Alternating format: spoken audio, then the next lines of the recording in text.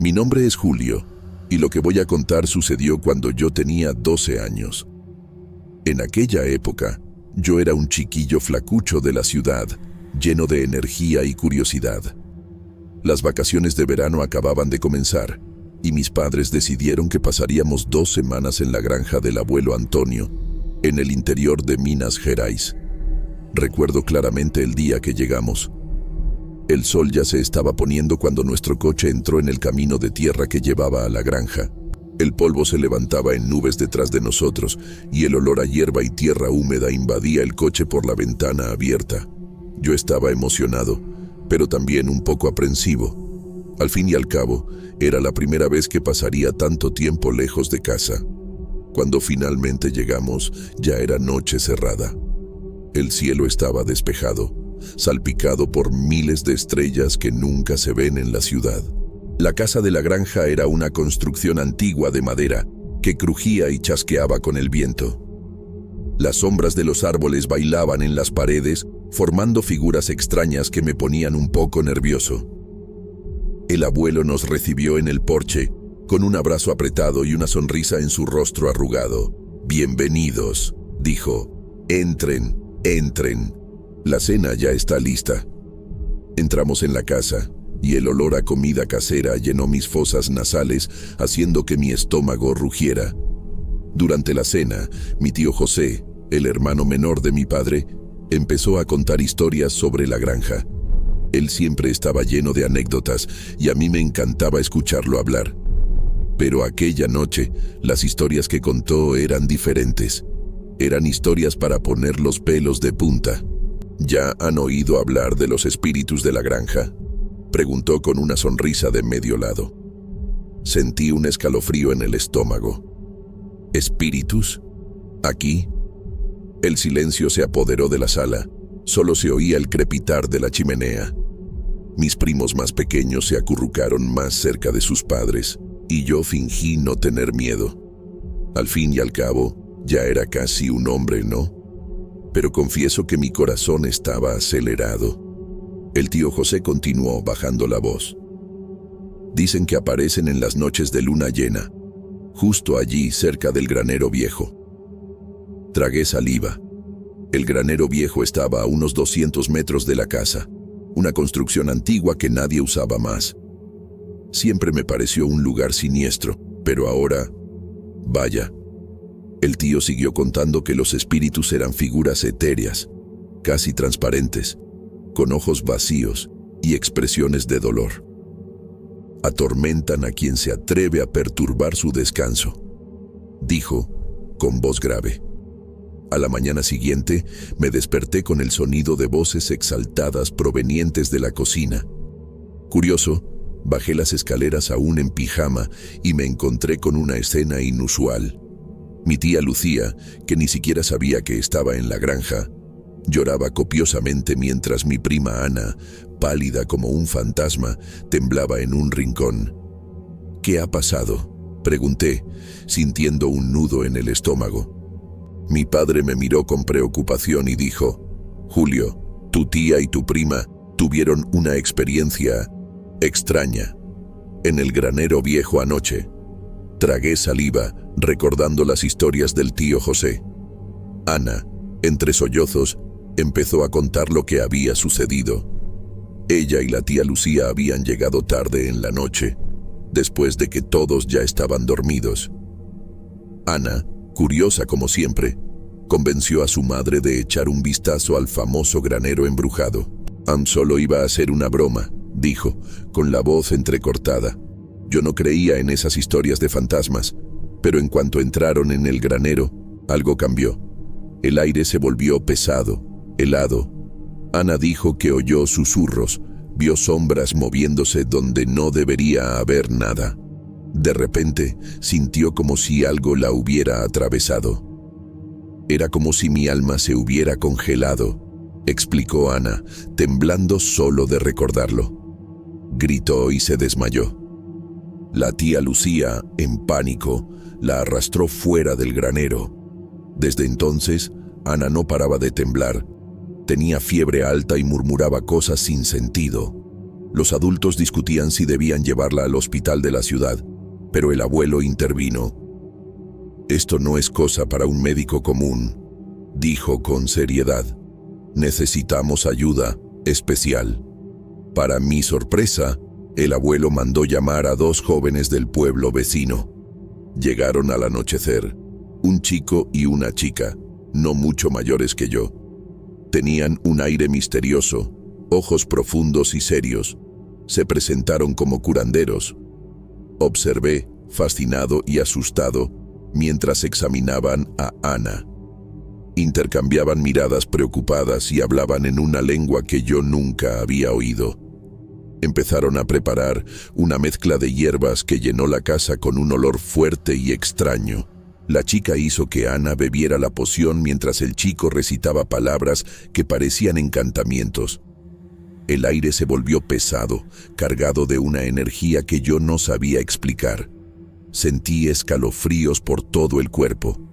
De repente, Ana jadeó y sus ojos se abrieron de par en par. Miró alrededor, confundida, como si hubiera despertado de una pesadilla terrible. La fiebre había pasado, dejó de temblar. Todos suspiramos aliviados. Los jóvenes curanderos se quedaron unas horas más, asegurándose de que Ana estaba realmente bien. Explicaron que lo que ella había experimentado era un encuentro con energías antiguas y poderosas que habitaban el granero. «No todos los espíritus son malignos», dijo la chica, «pero algunos pueden ser peligrosos para quien no está preparado». Antes de partir, nos advirtieron que no entráramos de nuevo en el granero sin la protección adecuada. Dejaron algunas hierbas e instrucciones para mantener la casa protegida. Aunque Ana estaba mejor, todos nos quedamos con una sensación extraña, como si el mundo que conocíamos se hubiera expandido para incluir cosas que no podíamos explicar. En los días siguientes, un clima extraño se cernió sobre la granja. Nadie hablaba abiertamente sobre lo que había sucedido, pero yo podía sentir la tensión en el aire. Ana se recuperó físicamente, pero algo en sus ojos había cambiado. Parecía mayor, de alguna manera, como si hubiera visto cosas que no podíamos imaginar. Fue en ese momento cuando mi tía Mari llegó a la granja. Era la hermana menor de mi padre, conocida por su escepticismo y su sentido del humor ácido. Tan pronto como oyó las historias sobre el granero y los curanderos, empezó a hacer bromas de todo. «Ustedes se están volviendo locos con estas historias de fantasmas», decía, riendo fuerte. «Todo es sugestión. Apuesto a que si entro en ese granero, no pasará nada». Todos intentaron disuadirla, incluso el abuelo, que generalmente no se metía en estas discusiones. Pero la tía Mari estaba decidida a probar que todos estábamos siendo tontos. Una noche, después de que todos se fueran a dormir, vi por la ventana de mi habitación a la tía Mari saliendo de casa con una linterna en la mano. Mi corazón se aceleró cuando me di cuenta de que se dirigía hacia el granero. Quise gritar, alertar a alguien, pero el miedo me paralizó. Observé, impotente, mientras ella abría la puerta del granero y entraba. La luz de la linterna iluminó brevemente el interior antes de desaparecer por completo. Los minutos que siguieron parecieron horas. Esperaba oír gritos o ver alguna luz extraña, pero no pasó nada. Después de un tiempo, vi a la tía Mari salir del granero, aparentemente normal, y volver a casa. A la mañana siguiente, todos se reunieron para el desayuno, excepto la tía Mari. Ella no bajó de su habitación. Mi tío fue a llamarla pensando que solo estaba durmiendo hasta tarde. Pero cuando entró en la habitación, soltó un grito que hizo que todos corrieran a ver qué estaba pasando. La tía Mari estaba en la cama, con los ojos abiertos y vidriosos, fijos en el techo. Respiraba, pero no respondía a ningún estímulo. Era como si su mente se hubiera ido, dejando solo el cuerpo atrás. El pánico se instaló. Mi padre y el abuelo intentaban decidir si debíamos llamar a una ambulancia o a los curanderos de nuevo. Mientras tanto, yo no podía apartar los ojos del rostro de mi tía. ¿Qué habría visto o experimentado en el granero para quedar en ese estado? La atmósfera en la granja cambió completamente. Lo que antes era una mezcla de miedo y curiosidad, ahora se transformó en puro terror. Nadie se atrevía a acercarse al granero, y las risas y bromas de la tía Mari parecían un eco distante de un pasado que ya no existía. En ese momento, entendí que lo que fuera que estuviera pasando en la granja era mucho más serio y peligroso de lo que cualquiera de nosotros pudiera imaginar. Y sabía, en el fondo de mi corazón, que de alguna manera yo estaba conectado a todo esto. El misterio del granero continuaba, más amenazador que nunca, y tenía la sensación de que aún estábamos lejos de descubrir toda la verdad. El estado de la tía Mari no mejoraba. Permanecía en la cama, con los ojos abiertos y vidriosos, sin responder a ningún estímulo. Fue entonces cuando mi abuelo, en un acto de desesperación, decidió llamar nuevamente a los jóvenes curanderos que habían ayudado a Ana anteriormente. «¿Qué me pasó?», preguntó confundida. Los curanderos explicaron que había sido atrapada por energías antiguas y poderosas que habitaban el granero. «Pero ahora estás libre», dijo la joven curandera con una sonrisa amable. Al día siguiente, mientras la familia celebraba la recuperación de Mari, mi padre anunció una decisión. «Vamos a destruir ese granero de una vez por todas». Los curanderos, que se habían quedado para garantizar la recuperación completa de Mari, ofrecieron su ayuda. «Es importante que hagamos esto de la manera correcta», explicó el joven curandero. «Hay rituales que deben realizarse para asegurar que las energías sean adecuadamente dispersadas». A la mañana siguiente, toda la familia, junto con los curanderos y algunos vecinos, se reunió frente al granero. Los curanderos comenzaron realizando una ceremonia, quemando hierbas y recitando palabras en una lengua antigua. El aire parecía vibrar con una energía extraña. Entonces, comenzamos el trabajo de demolición. Mientras los hombres usaban herramientas y un pequeño tractor para derribar la estructura, los curanderos caminaban alrededor, rociando una mezcla de hierbas y agua en todo el perímetro. Cuando la última viga cayó, un viento fuerte y repentino barrió el área, levantando una nube de polvo. Por un momento, todos quedaron en silencio, como si esperaran que algo sucediera. Pero nada ocurrió. El granero estaba finalmente destruido. Los curanderos insistieron en que deberíamos quemar los restos. «El fuego purifica», explicaron. Así, bajo su guía, hicimos una gran hoguera con los escombros del granero. Mientras las llamas consumían los últimos vestigios de la vieja estructura, podría jurar que vi formas etéreas bailando en el fuego, como si estuvieran siendo liberadas. Miré a los curanderos y, por su mirada, me di cuenta de que no era el único que veía aquello. En los días siguientes, la familia trabajó para cercar toda el área donde estaba el granero. Se levantó una cerca alta, con carteles de advertencia. Los curanderos ayudaron a crear amuletos de protección que fueron enterrados en puntos estratégicos alrededor del perímetro. Antes de partir, los curanderos nos dieron un último consejo. Lo que estaba aquí era antiguo y poderoso. Aunque hemos hecho lo que pudimos para dispersarlo, siempre habrá un eco de lo que sucedió. Respeten este lugar, pero no lo teman. Por la noche, sentado en el porche con mi familia, mirábamos el área ahora vacía y cercada. La tía Mari, recuperada, sostenía la mano de mi tío, sus ojos reflejando una nueva comprensión del mundo. «¿Creen que realmente se acabó?», pregunté en voz baja. Mi abuelo, con su sabiduría de años, respondió: «Algunas historias nunca terminan realmente, Julio. Simplemente entran en un nuevo capítulo. Lo importante es lo que aprendemos de ellas».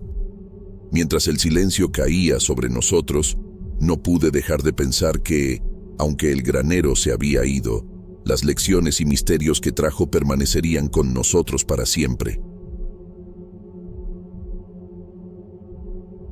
Nunca olvidaré mi primer día como cartero en Tepoztlán, México. Estaba nervioso, claro, pero no tenía ni idea de la pesadilla que me esperaba.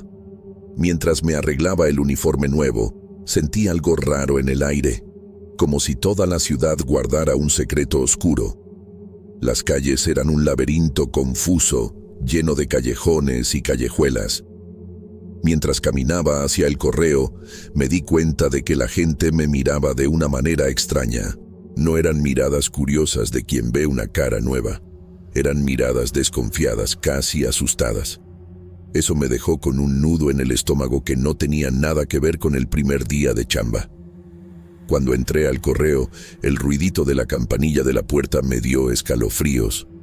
El lugar olía a papel viejo y tenía un aire pesado, sofocante. Fue ahí donde conocí a Ernesto, mi compañero de trabajo.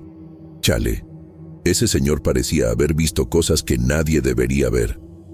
Sus ojos estaban hundidos y su rostro lleno de arrugas contaba historias que no estaba seguro de querer escuchar. Ernesto me miró de arriba abajo y dijo con una voz ronca: «Bienvenido al infierno, chamaco». Tragué saliva. Me aventó un montón de cartas en la mano y dijo que íbamos a hacer las entregas juntos. La forma en que sonrió me dio escalofríos. Parecía que sabía algo terrible que estaba a punto de suceder. La combi que usábamos estaba viejita y ruidosa.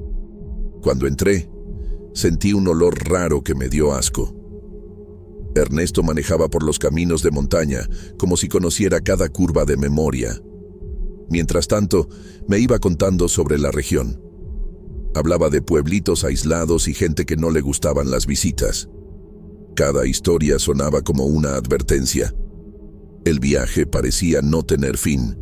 Cuanto más lejos íbamos, más espantoso se volvía el paisaje. Los árboles parecían cerrarse sobre el camino, como si quisieran atraparnos ahí.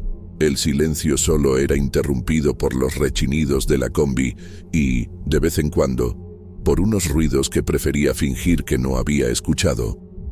Con cada entrega, sentía que nos estábamos metiendo en algo peligroso. Ernesto se ponía más callado y tenso.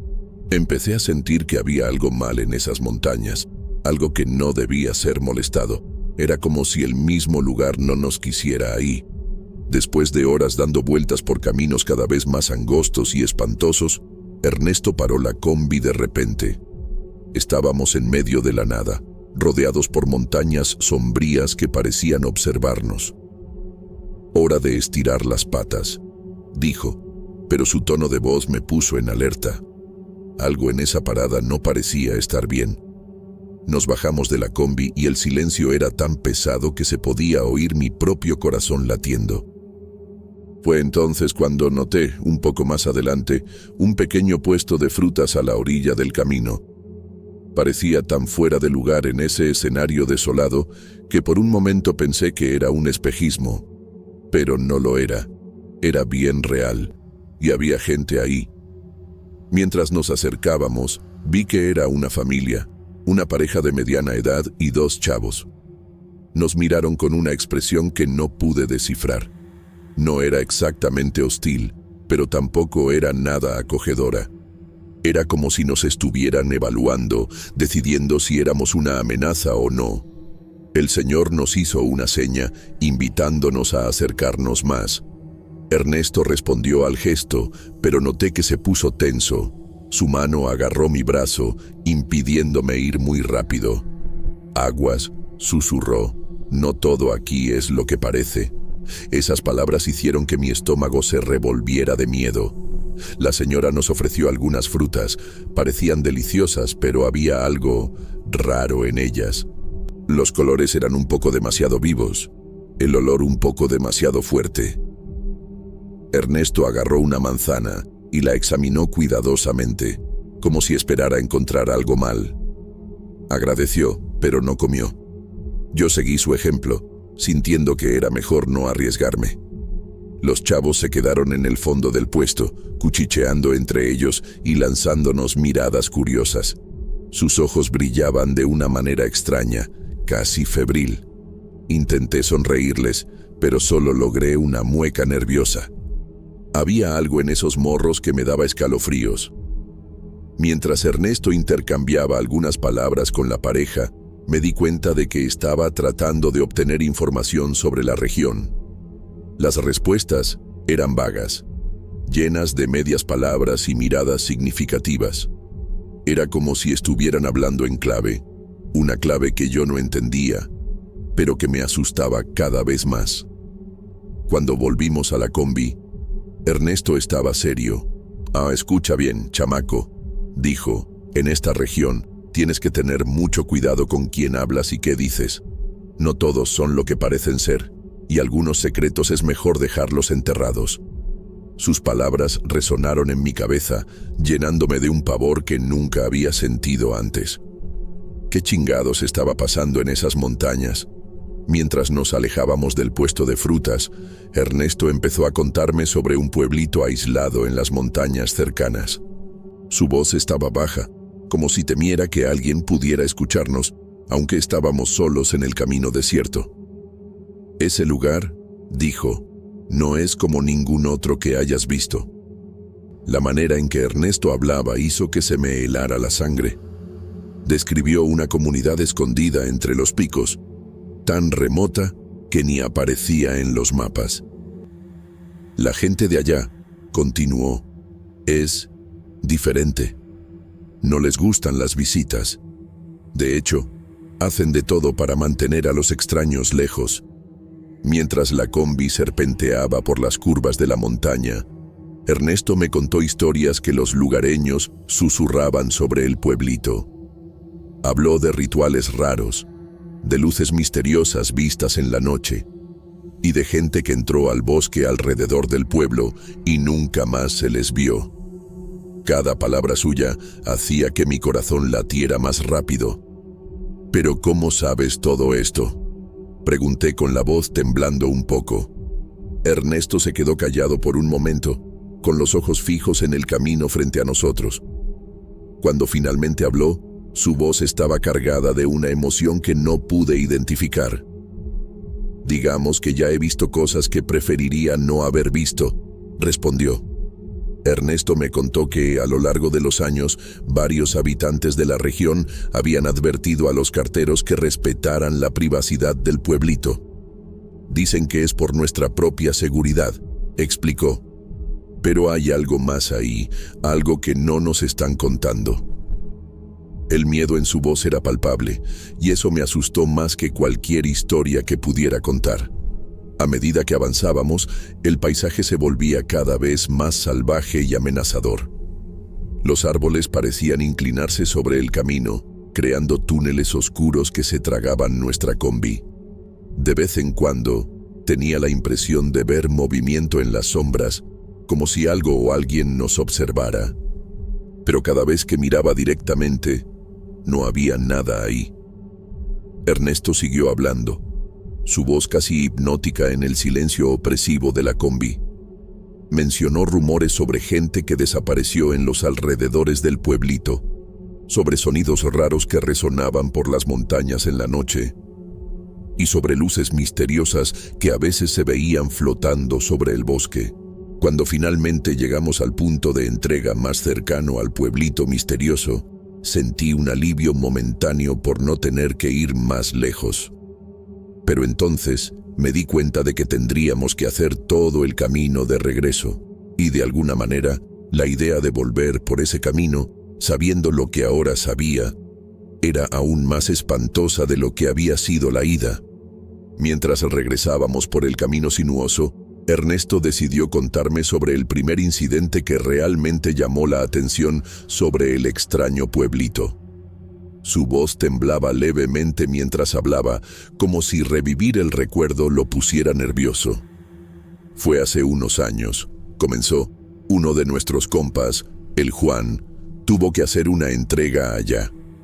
El silencio dentro de la combi se volvió aún más pesado cuando Ernesto continuó la historia. Juan era conocido por ser un cuate bien machín, que no se asustaba fácilmente. Pero cuando regresó de esa entrega, estaba pálido como un fantasma. Apenas podía hablar, dijo Ernesto, con los ojos fijos en el camino frente a nosotros. Según Ernesto, Juan contó que en cuanto entró al pueblito, sintió que algo andaba mal.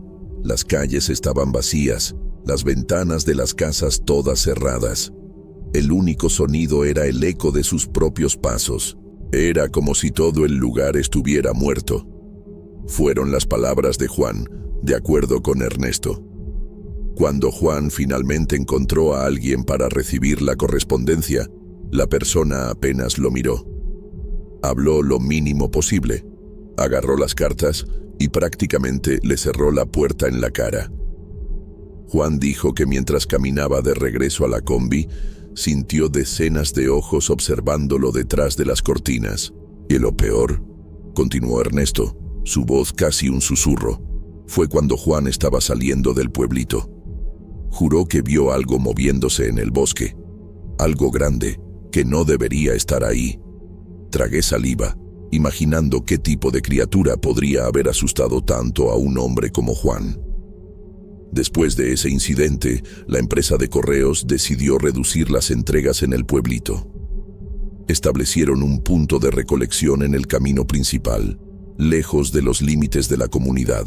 Fue por seguridad, explicó Ernesto, pero también porque nadie quería volver allá después de lo que pasó con Juan. El resto del viaje de regreso fue un borrón de miedo y ansiedad para mí. Cada sombra en el camino parecía esconder un peligro. Cada sonido del bosque hacía que mi corazón se acelerara. No podía dejar de pensar en lo que Juan había visto, en lo que podría estar escondido en ese pueblito misterioso. Cuando finalmente llegamos de vuelta a la ciudad, ya era noche. Las luces familiares deberían haberme tranquilizado, pero no lograron disipar el miedo que ahora se alojaba profundamente en mí. Mientras me despedía de Ernesto, me lanzó una mirada seria. «Recuerda», dijo, «algunas cosas es mejor dejarlas en paz». Esa noche, acostado en mi cama, no pude dormir. La historia de Juan y los secretos del pueblito no dejaban de dar vueltas en mi cabeza. En los días siguientes, no pude sacarme de la cabeza ese pueblito misterioso. Cada vez que cerraba los ojos, veía sombras moviéndose en el bosque y sentía miradas invisibles observándome. Una noche, mientras tomaba un café después del turno, Ernesto se unió a mí con una expresión sombría en el rostro. «Hay otra historia que necesitas escuchar», dijo, con voz baja y ronca. «Pasó hace como un año. Un turista, de esos aventureros que les gusta explorar lugares fuera del mapa, terminó perdiéndose en las montañas. Mi estómago se revolvió, ya imaginando a dónde iba a parar esta historia. Ernesto continuó, con los ojos fijos en un punto distante, como si estuviera reviviendo la escena. El güey, vamos a llamarlo Pedro, llevaba horas caminando cuando se topó con el pueblito. Al principio, se sintió aliviado de encontrar civilización.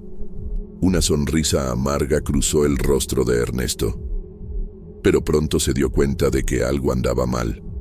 Según el relato, los habitantes del pueblito recibieron a Pedro con una hospitalidad forzada. Le ofrecieron comida y refugio, pero sus sonrisas nunca llegaban a los ojos. Pedro dijo que el aire estaba pesado, como si hubiera una tormenta a punto de estallar, explicó Ernesto. Pero el cielo estaba despejado. Era otra cosa. Durante la noche, Pedro escuchó sonidos raros que venían del bosque. No eran animales, al menos ninguno que él conociera. Eran como cantos, pero en una lengua que no entendía. Y a veces, mezclados con los cantos, gritos que le helaban la sangre. A la mañana siguiente, continuó Ernesto, su voz casi un susurro. Pedro notó que la gente del pueblito actuaba como si nada hubiera pasado, pero vio marcas raras en el suelo, como si algo grande hubiera sido arrastrado hacia el bosque. Sentí un escalofrío recorrer mi espalda al imaginar la escena. Pedro no esperó para descubrir más. En cuanto tuvo chance, huyó del pueblito lo más rápido que pudo. Cuando finalmente llegó al pueblo más cercano, estaba en estado de shock. Intentó contarles a las autoridades lo que vio, pero nadie le creyó, dijo Ernesto, negando con la cabeza. Pensaron que era solo un turista asustado por leyendas locales, pero los chismes se esparcieron. Rumores sobre prácticas raras en el pueblito empezaron a circular. Algunos hablaban de rituales antiguos, otros de experimentos secretos. Nadie sabe la neta, concluyó Ernesto, y tal vez sea mejor así. Me miró a los ojos, su expresión más seria que nunca. Algunas preguntas es mejor no hacerlas, chamaco. Algunas respuestas pueden salir bien caras. Pasaron unas semanas desde que Ernesto me contó sobre el turista perdido. Intentaba concentrarme en la chamba, pero esas historias no salían de mi cabeza. Fue entonces cuando algo pasó, algo que hizo todo aún más real y espantoso. Una mañana, llegó al correo un tipo que se presentó como periodista. Tenía una mirada determinada y cargaba una cámara profesional. En cuanto mencionó el pueblito misterioso, vi a Ernesto ponerse tenso en la esquina del cuarto. El periodista, que se llamaba Sergio, quería hacer un reportaje sobre comunidades aisladas en la región. He oído historias fascinantes sobre un pueblito en las montañas, dijo Sergio, con los ojos brillando de emoción. Quiero documentar su modo de vida, entender por qué eligieron vivir tan alejados de la sociedad. Ernesto y yo intercambiamos miradas preocupadas. Si supiera lo que nosotros sabíamos, no estaría tan emocionado. Ernesto trató de disuadir a Sergio, hablando sobre las dificultades del terreno y lo reservados que eran los habitantes. Pero el periodista estaba decidido. Es exactamente eso lo que hace la historia interesante, insistió. En ese momento, sentí un peso en el estómago. Algo me decía que esto no acabaría bien. Unos días después, Sergio partió hacia el pueblito. Ernesto estaba visiblemente perturbado. No tiene ni idea de en lo que se está metiendo, murmuró, más para sí mismo que para mí. Pasamos los días siguientes en un estado de ansiedad, esperando noticias. Cuando Sergio finalmente regresó, ya no era el mismo hombre confiado que se había ido. Estaba pálido, con ojeras profundas, y sus manos temblaban levemente. Entró al correo como si estuviera huyendo de algo. Yo no puedo hablar de eso. Fue todo lo que dijo cuando le preguntamos sobre su viaje. Más tarde, Ernesto logró sacarle algunos detalles. Sergio contó que en cuanto llegó al pueblito, fue recibido por un grupo de habitantes. Fueron educados, pero firmes. Dejaron claro que no querían ser filmados ni fotografiados. Hay cosas aquí que el mundo exterior no está listo para ver, uno de ellos habría dicho. Sergio insistió, tratando de negociar, explicar la importancia de su trabajo. Fue entonces cuando las cosas se pusieron raras.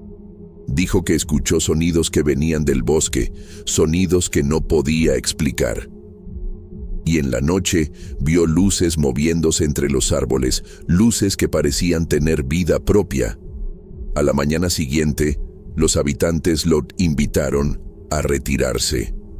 No fue una sugerencia, fue una orden. Sergio sintió que si no se iba de inmediato, podría no tener otra oportunidad. Se fue sin haber tomado una sola foto o hecho una entrevista. Vine buscando una historia sobre el derecho a la privacidad, nos dijo Sergio con voz temblorosa. Pero encontré algo mucho más oscuro, algo que no debería existir. Agarró sus cosas y salió rápidamente, jurando nunca más volver a esa región. Después de que se fue, Ernesto se volteó hacia mí con una mirada grave. ¿Viste, chamaco? Algunas puertas es mejor dejarlas cerradas. Algunas preguntas es mejor no hacerlas. Esa noche, mientras intentaba dormir, no podía dejar de pensar en lo que realmente estaba pasando en ese pueblito en las montañas. Los días que siguieron a la visita de Sergio fueron tensos. No podía dejar de pensar en el pueblito y en los secretos que escondía. Cada vez que salía a hacer entregas, mis ojos se volvían hacia las montañas lejanas, imaginando lo que podría estar pasando allá. Una tarde, Mientras organizaba la correspondencia, noté un sobre dirigido al pueblito misterioso. Mi corazón se aceleró. Era la primera vez que veía algo así desde que empecé a trabajar ahí.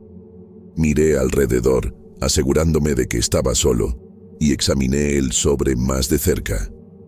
El papel era grueso, casi como pergamino, y la dirección estaba escrita con una caligrafía elegante y antigua. No había remitente.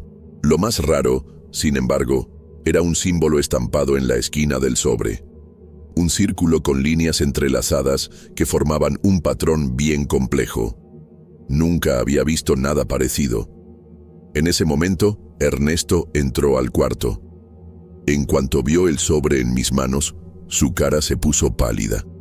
¿Dónde encontraste eso?, preguntó, con la voz tensa. Le expliqué que estaba entre la correspondencia normal. Ernesto agarró el sobre rápidamente, como si fuera algo peligroso. «Escucha bien», dijo, mirándome a los ojos. «Este tipo de correspondencia no pasa por el sistema normal. Alguien puso esto aquí a propósito». Dudó por un momento, luego continuó.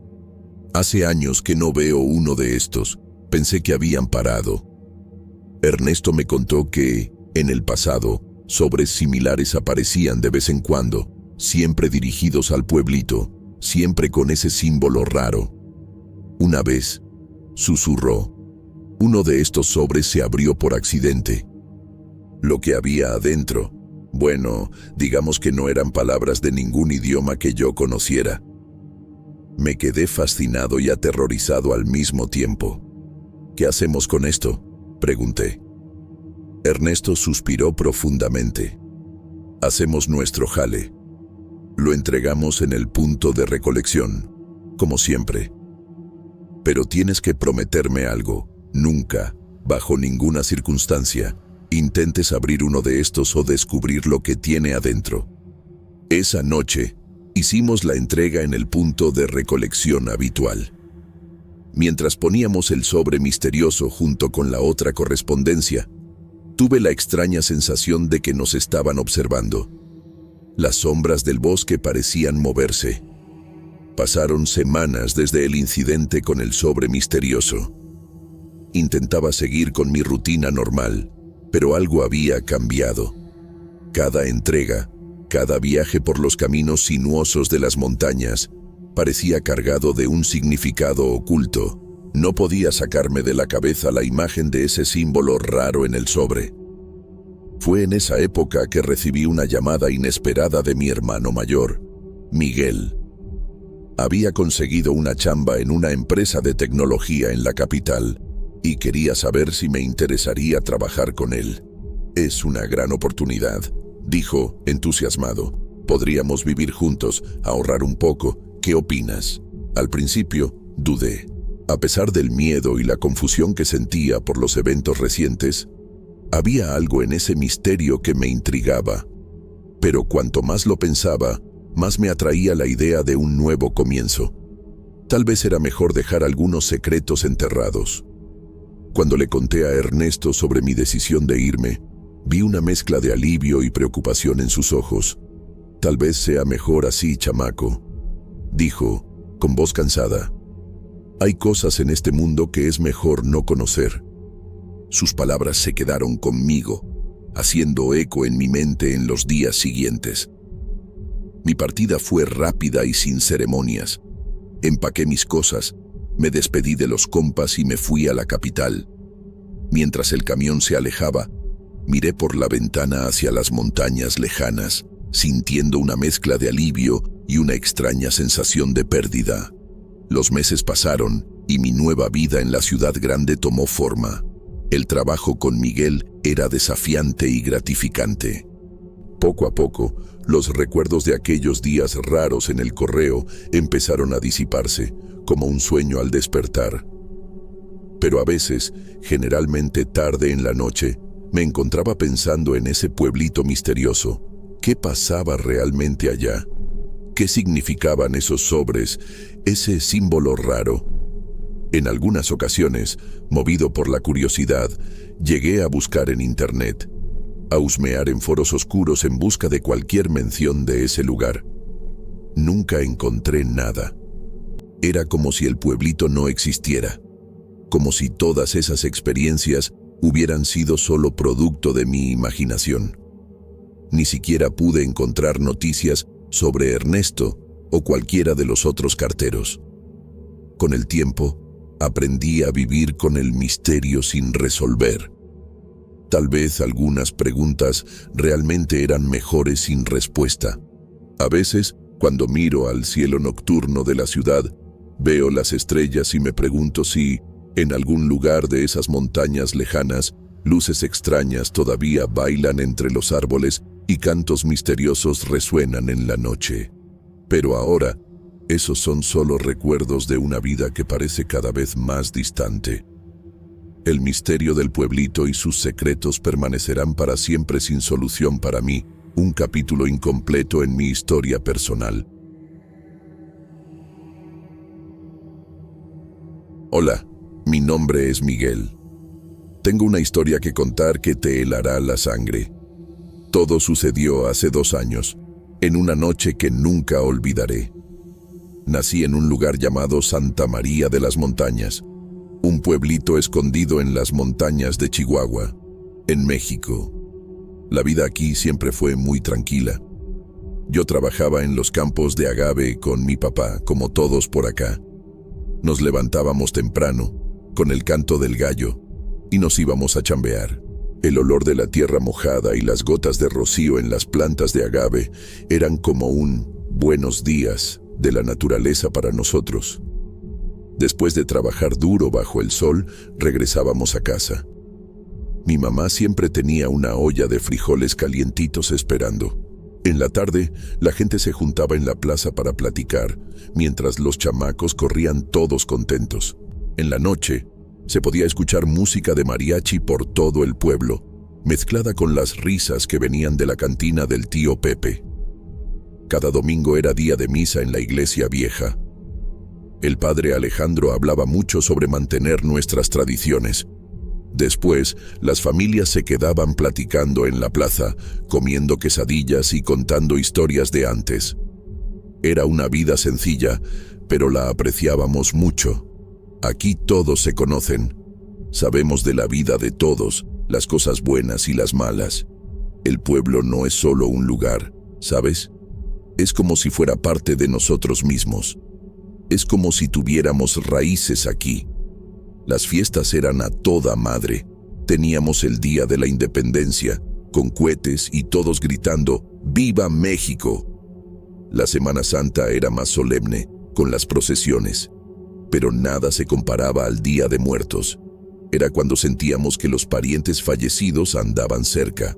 Se podía sentir en el aire, mezclado con olor a incienso y a esas flores amarillas. A mí me gustaba mucho vivir en Santa María. Aquí las leyendas todavía están vivas. La gente cuenta historias de la Llorona que anda de noche cerca del río y del animal raro que ataca a los animales en los campos. Da un poco de miedo, pero es interesante, ¿sabes? Hace que uno se sienta parte de algo más grande. Pero ni me imaginaba que íbamos a pasar por algo mucho más espantoso que todas esas historias. Algo que pondría a prueba no solo nuestro valor, sino todo lo que éramos como comunidad. Y todo comenzó en una noche de Día de Muertos, cuando las luces del pueblo empezaron a parpadear y se apagaron por completo, dejándonos a todos en la oscuridad total.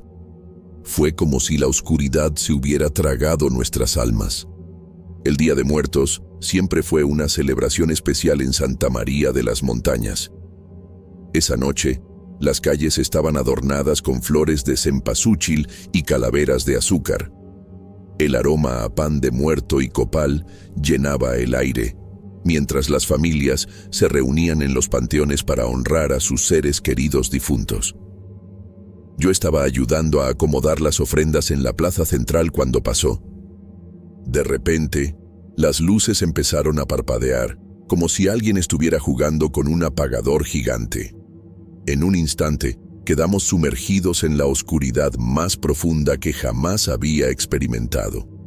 Al principio, hubo risas nerviosas y algunos gritos de sorpresa.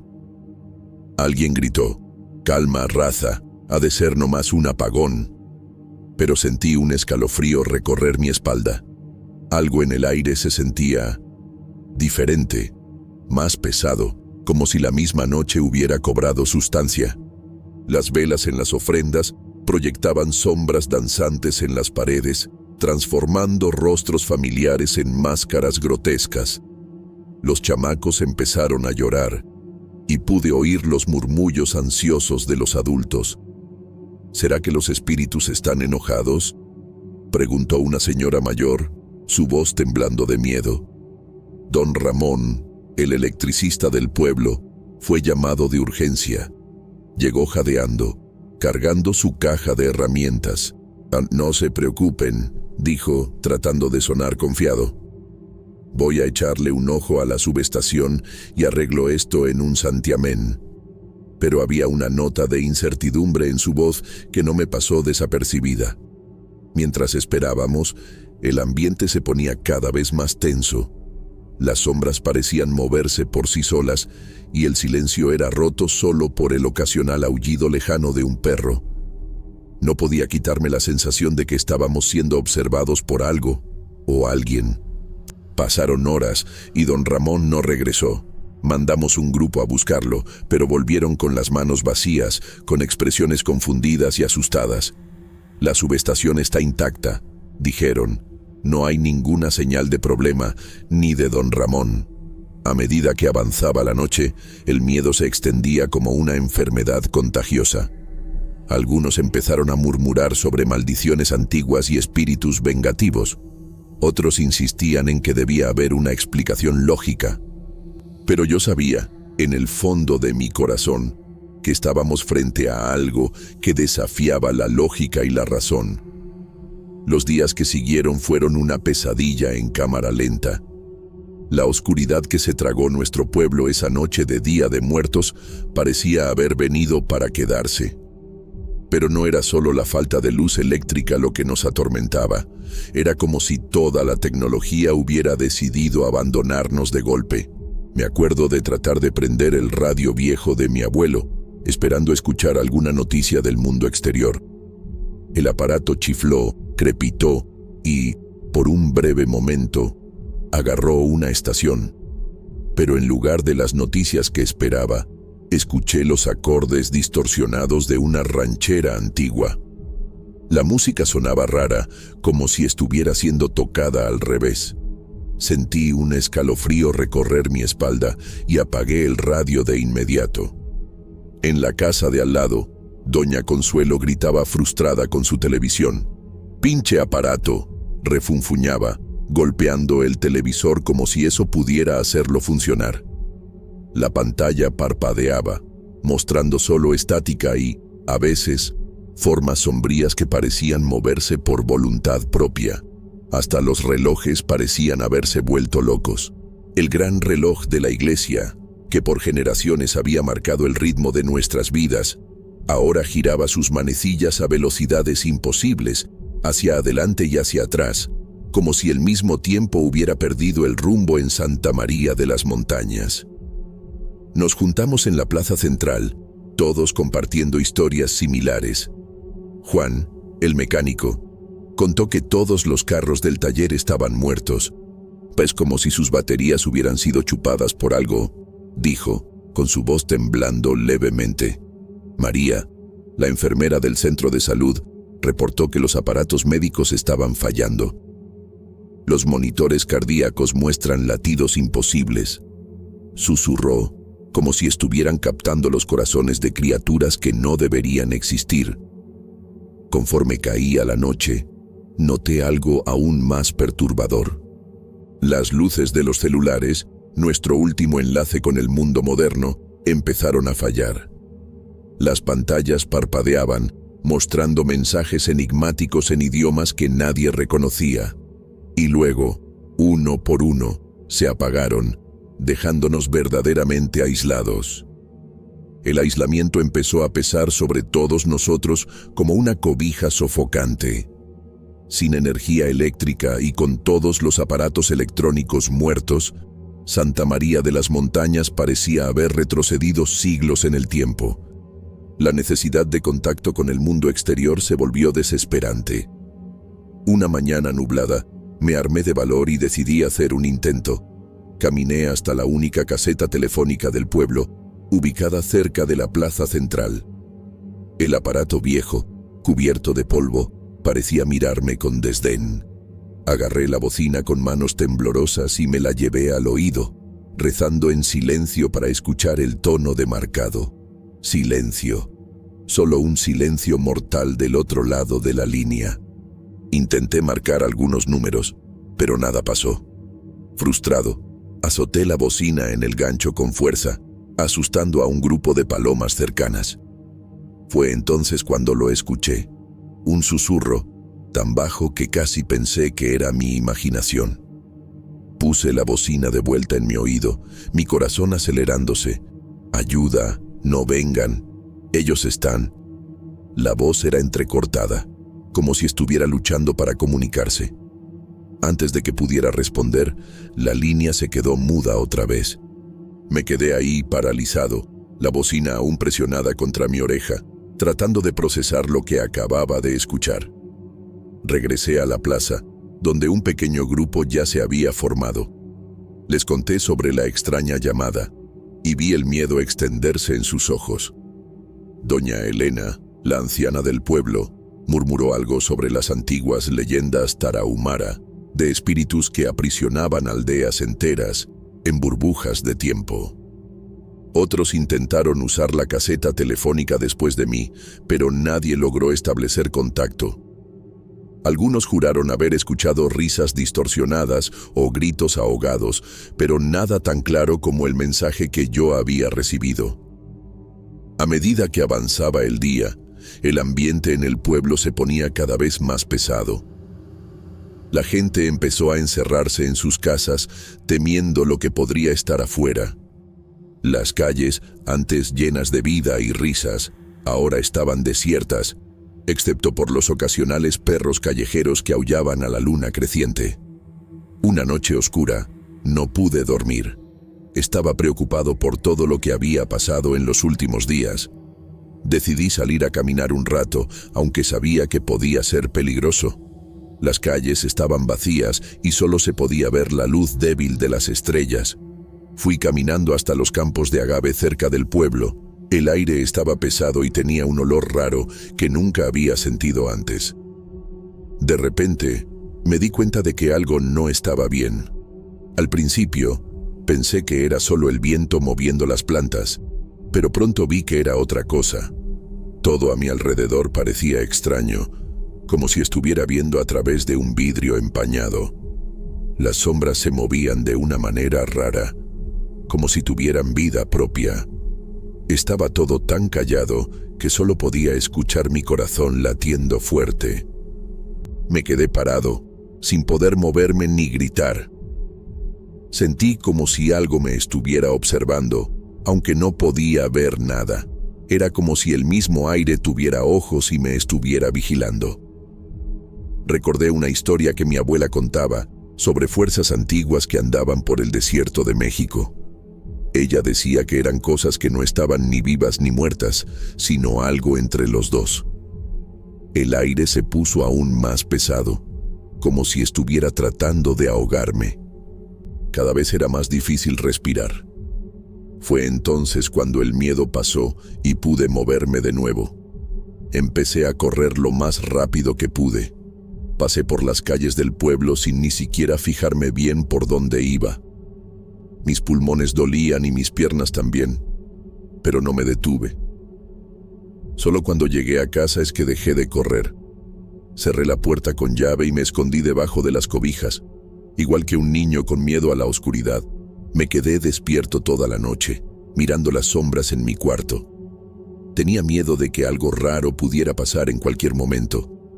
Al día siguiente, todavía temblando con el recuerdo de la noche anterior, decidí ir a la cantina del tío Pepe. Sabía que ahí encontraría gente para platicar sobre lo que había pasado. La cantina siempre fue el lugar donde las noticias corrían rápido en Santa María.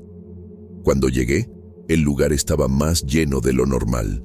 Parecía que no era solo yo el que había pasado por cosas raras. El aire estaba pesado con olor a cigarro y tequila barata.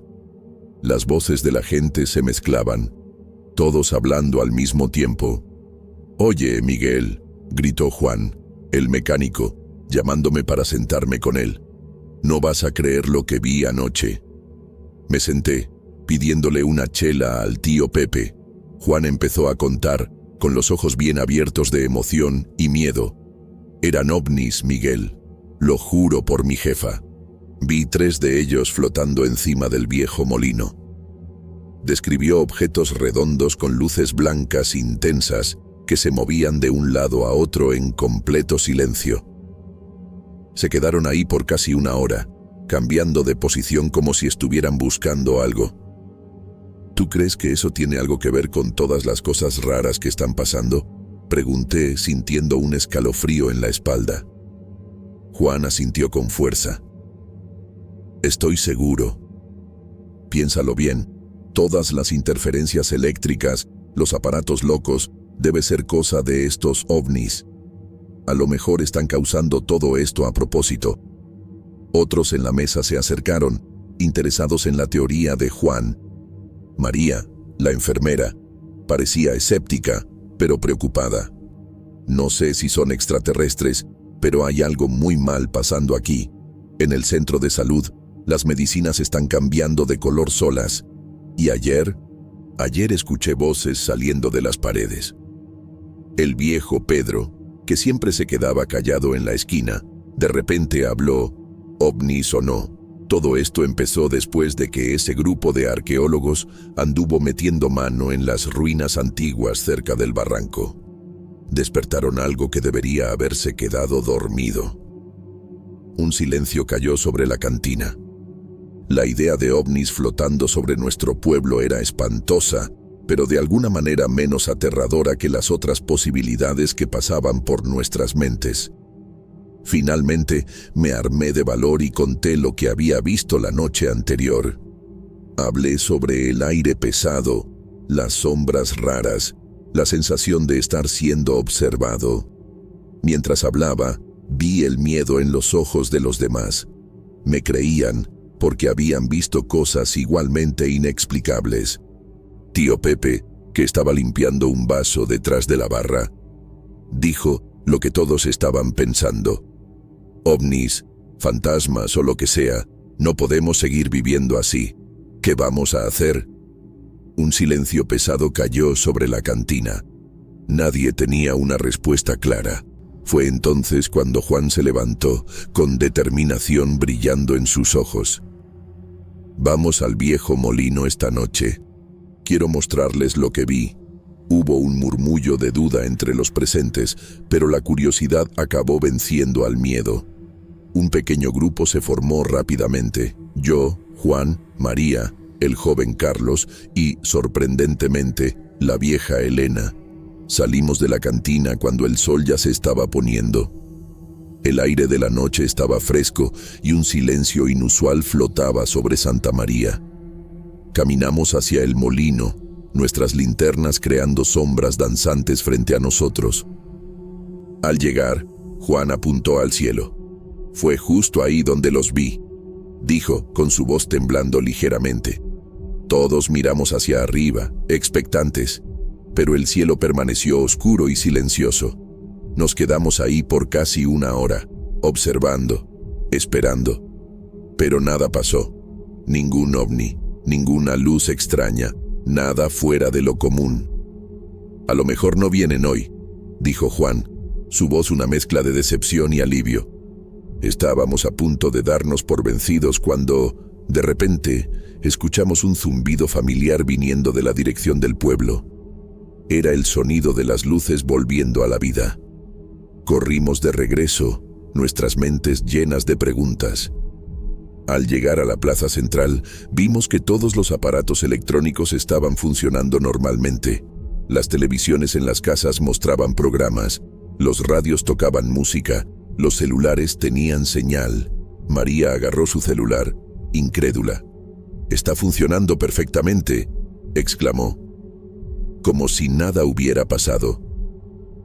En los días que siguieron, la vida en Santa María de las Montañas volvió completamente a la normalidad. Las interferencias en los aparatos cesaron, las sensaciones extrañas desaparecieron.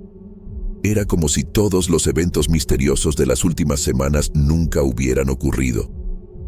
Hoy, sentado de nuevo en la cantina del tío Pepe, veo a Juan mirando al cielo con una expresión distante. María rara vez habla sobre aquellos días raros. La mayoría de la gente prefiere no mencionar el asunto, como si hubiera sido solo un sueño colectivo bizarro. Tío Pepe, limpiando el mismo vaso de siempre, a veces murmura: «¿Quién sabe qué pasó realmente, eh?» Y nosotros, los que estuvimos ahí esa noche, intercambiamos miradas silenciosas, compartiendo un secreto que ni nosotros mismos entendemos completamente. La vida sigue en Santa María de las Montañas, pero una pregunta permanece en el fondo de nuestras mentes. Si algo así vuelve a pasar, ¿estaremos preparados?